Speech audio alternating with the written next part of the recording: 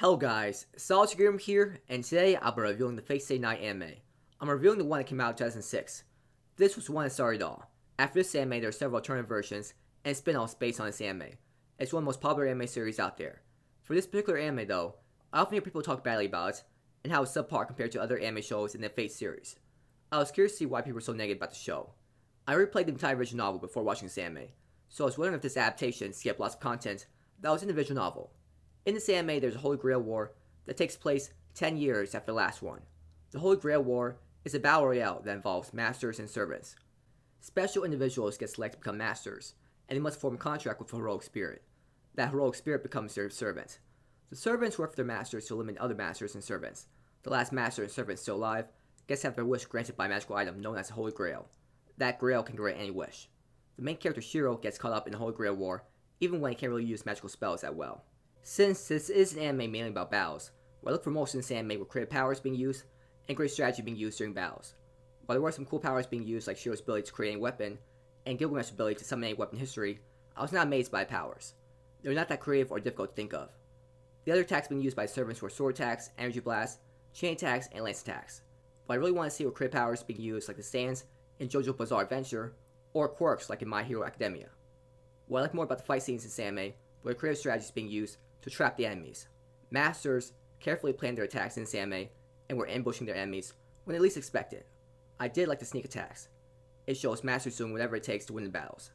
It was entertaining seeing main character Shiro try and get out of the traps laid out by the enemies. I also liked the sneak attacks because of how surprising it was. At any point, a fight could break out of nowhere. That made me excited to watch every scene in this anime because you never know what could happen. I did have an issue with the results of the fights though. It just seemed like every fight ended with the servants charging at each other with their most powerful attacks, or Shiro learning how to use his power at just the right time. That was frustrating to watch. It's like there are strategies to do ambushes, but in terms of the actual fight, there isn't much strategy to it.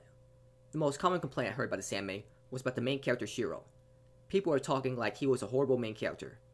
I didn't find him that bad of a main character. He obviously has a hero complex where he feels he has the need to save others, and he sees their lives as more important than his. I can see how it might be annoying as he isn't letting Saber fight early on. For me though, I have seen many anime series and many main characters have some sort of flaw in their personality. Some are afraid to fight, and some have a hero complex like Shiro. Main characters aren't supposed to be perfect though. If they were perfect, there would be no room for character development, and that would be boring to watch. If Shiro stayed as a static character and didn't have any character development, then the complaints about him would be justified. But I do think he grew as a character. Later on in this anime, he learned to trust Saber and not feel like he must save her every time. He let her fight against Assassin and Gilgamesh on her own. If he didn't develop as a character, he wouldn't let Saber fight those battles on her own. His hero complex isn't even that bad. I would say Kanki from Tokyo Ghoul has just as bad hero complex as Shiro, and you don't hear people talk that badly about the original Tokyo Ghoul manga. I didn't really care about the romantic development in this anime. Shiro and Saber slowly fell in love as they got to know each other better. For this kind of anime though, I just didn't really care about it. When I'm watching a battle anime series, I'm watching it for the fight scenes, not for the romance. I hate when battle anime series like Naruto and this anime series tries to include romance. The time spent on the romance could have been used for showing more fights. If I wanted to see romance, I would watch a romance anime or a horror anime. This anime did a great job at adapting the Fate route. I was expecting lots of content to be cut out, but this anime really only cut out minor conversations like Shinji talking to Tosaka at the start of the anime. It would have been nice to see these minor conversations, but I was still able to understand these major events in the story. This anime did a great job at keeping important conversations and fights that were in the visual novel. In terms of characters, I like all of them, except for Shiro. I didn't really care for Shiro either way. They were entertaining to watch as characters, and didn't seem like generic characters you see often in anime. I was worried Tosaka might be a generic tsundere at first, and I was glad to see that she wasn't. Tosaka was a funny character. I really like how she teased Shiro and made him feel embarrassed at times. Shiro is like every other main character that wants to protect everyone. Saber is a serious character that is always thinking about preparing for the next fight. I like seeing her shy reaction whenever Shiro made him feel embarrassed.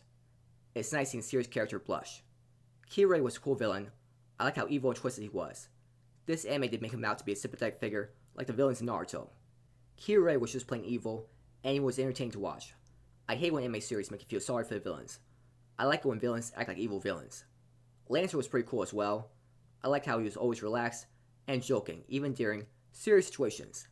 I like how Archer also had a relaxed personality as well, and always kept his cool. The openings and endings for this anime weren't that good. I prefer the openings and endings in Fate Zero much more. I did like the music in this anime. It was very relaxing to listen to. The image style looked very good for an anime made in 2006. The image was decent in anime. During the fight scenes, the animation wasn't that good or bad. The characters' movements and attacks didn't look smooth, but it wasn't like it was choppy animation or anything too distracting. This was a good anime to watch. I do recommend watching this anime if you enjoy watching battle anime series. This anime left me in suspense as at any moment a servant could launch an attack on another servant or another master. The characters really entertaining to watch as well. The only things that I would complain about this anime were that the powers weren't that creative, and I felt romance shouldn't have a big part in this anime. Maybe could include romance in an adventure anime, but including it in a battle royale anime where several characters died just felt weird. I give this anime a 7 out of 10. So that's all I want to talk about for today. Thank you for watching this video. Have a great day night wherever you are, and please like and subscribe if you enjoyed the video, and please comment if you found anything interesting in the video.